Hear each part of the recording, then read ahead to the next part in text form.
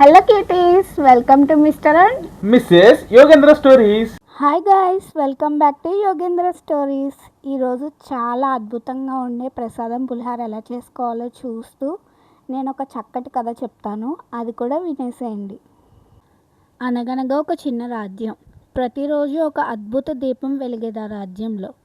ఆ దీపం వెలిగితే రాజ్యం మొత్తం ఆనందంగా ఉండేది. కానీ ఒకరోజు ఆ దీపం వెలిగించడం ఒక చిన్న పాప వల్ల మాత్రమే సాధ్యమైంది. ఆమె దగ్గర ఉన్నది మాత్రం ఒక చిన్న నూనె దీపం మాత్రమే. ఆమె ఆ చిన్న దీపంతో రాజ్యాన్ని ఎలా మార్చిందో తెలుసా? అదే ఈరోజు మన కథ. సో మన వీడియోని కనుక ఫస్ట్ టైం చూస్తున్నట్లయితే ఛానల్ని సబ్స్క్రైబ్ చేసుకోండి. So let's get in to the story. ఒకప్పుడు చంద్రమహల్ అనే అందమైన రాజ్యం ఉండేది. ఆ రాజ్యంలో ప్రతి రాత్రి రాజభవనం పై భాగంలో ఉన్న ఒక మాయా దీపం వెలిగేది. ఆ దీపం వెలిగినంతకాలం రాజ్యంలో ప్రజలు సంతోషంగా ప్రశాంతంగా ఉండేవారు. ఒకరోజు అనుకోకుండా ఆ మాయా దీపం మారిపోయింది. రాజు ఎంతోమంది మాంత్రికులను పిలిచాడు. ఆ దీపాన్ని మళ్ళీ వెలిగించిన వారికి పెద్ద బహుమతి ఇస్తాను అని ప్రకటించాడు. మాంత్రికులు వచ్చారు, పెద్ద పెద్ద మంత్రాలు చదివారు, వింత వింత వస్తువులు తెచ్చారు. కానీ దీపం వెలగలేదు. రాజ్యం మొత్తం చీకటితో మునిగిపోయింది. అదే రాజ్యంలో తార అనే ఒక చిన్న అమ్మాయి ఉండేది. ఆమెకు పెద్ద ఇల్లు లేదు, పెద్ద సంపద లేదు. కానీ ఆమెకు ఒక మంచి అలవాటు ఉండేది.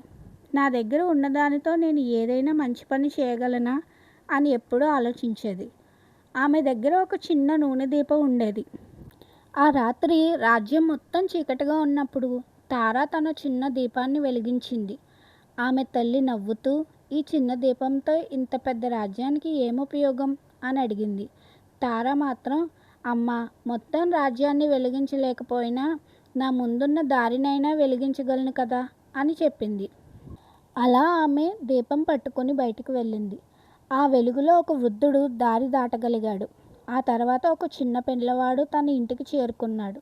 మరో వ్యక్తి ఆ వెలుగును చూసి తన దీపాన్ని వెలిగించాడు. అతని దీపంతో ఇంకొకరి దీపం వెలిగింది. అలా ఒక చిన్న దీపం, ఇంకొక దీపం, మరొక దీపం. కొద్దిసేపటికి మొత్తం వీధి వెలుగులతో నిండిపోయింది. అది చూసిన ప్రజలు తమ తమ దీపాలను బయటికి తీసుకొచ్చారు.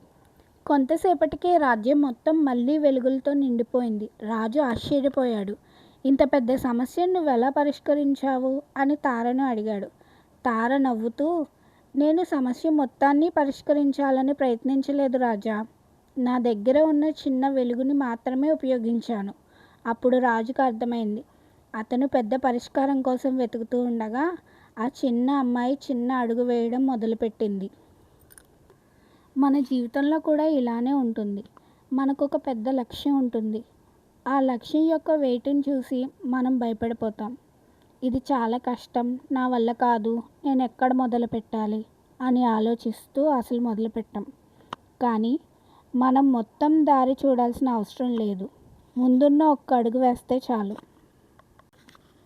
మనం నిన్న ఆల్రెడీ విన్న స్టోరీ బట్టి రోజుకొక 10 మినిట్స్ మనం చేసుకునే చిన్న మార్పు వల్ల మన లైఫ్ మొత్తం మారుతుంది అని విన్నాం.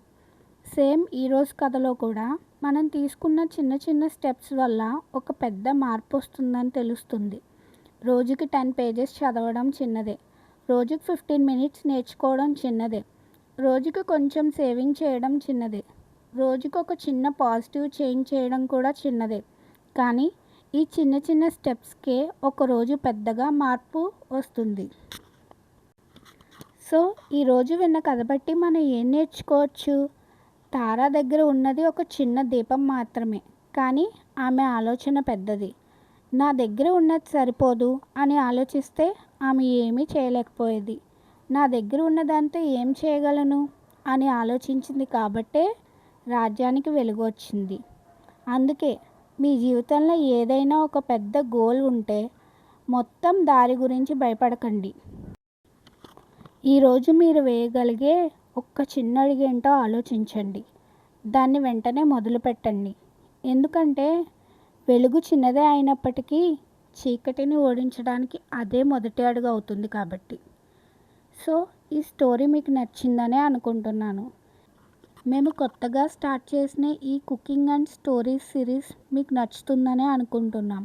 ఒక పక్క కుకింగ్ చేస్తూ మీకు స్టోరీస్ ద్వారా ఎంతో కొంత యూస్ఫుల్ కంటెంట్ ఇవ్వాలి అన్నదే మా ఉద్దేశం.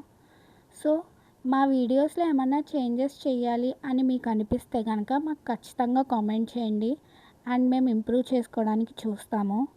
Thank you for watching. Video కనుక నచ్చితే లైక్ చేయండి. మా ఛానల్ని ఫస్ట్ టైం చూసినట్లయితే సబ్స్క్రైబ్ చేసుకోండి. మీ ఫ్రెండ్స్కి కూడా షేర్ చేయండి. ఒకసారి మీరు కూడా మీ ఇంట్లో పులిహోర ఇలా ట్రై చేయండి, చాలా బాగా వస్తుంది. మా హస్బెండ్కి బాబుకి కూడా చాలా బాగా నచ్చింది. Okay friends, thank you for watching.